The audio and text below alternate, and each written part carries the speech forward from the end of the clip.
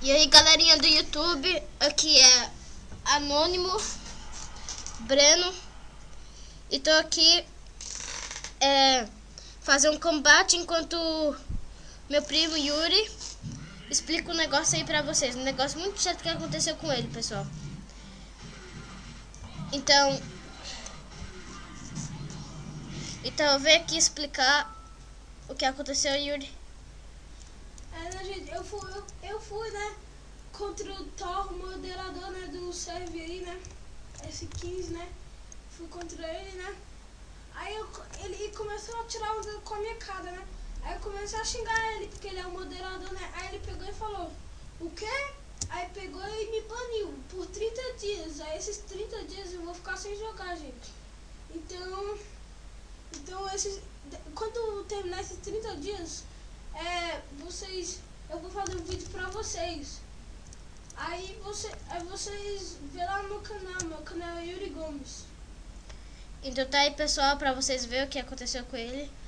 Ele foi banido por 30 dias porque ele pegou o moderador no GVG e foi lá, xingou o moderador todinho. E é isso, pessoal. E enquanto ele não tá jogando, aqui pra mostrar pra vocês, ó. Calma aí, minha vez.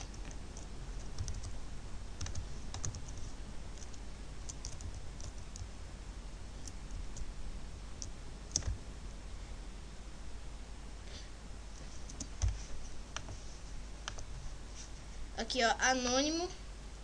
Enquanto eu não tô jogando, eu tô sem tudo. Ele veio lá.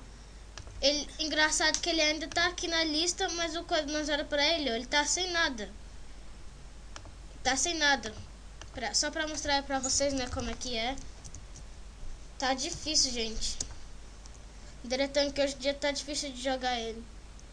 Muitas coisas ruins acontecendo. Pra vocês viram o que aconteceram com Dead, com By Dead. Muita sacanagem, abuso de poder. Os caras ficam aí, esses moderadores ficam pensando que eles são o top, o rei de tudo, que eles podem mandar em todo mundo e eles vão lá e... Muito difícil, velho. Difícil demais. Então, mas mesmo assim, que ele foi banido, eu ainda estou aqui, vou continuar com os meus vídeos pra galera aí ver, vou continuar com ele pra animar vocês aí, ficando forte cada vez mais, arrebentando os neguinhos aí. E 54k de FC, quase full 12, quase, olha só o escudo barão que presa o pau, o resto tá tudo full 12. Então valeu aí, galera, valeu por tudo.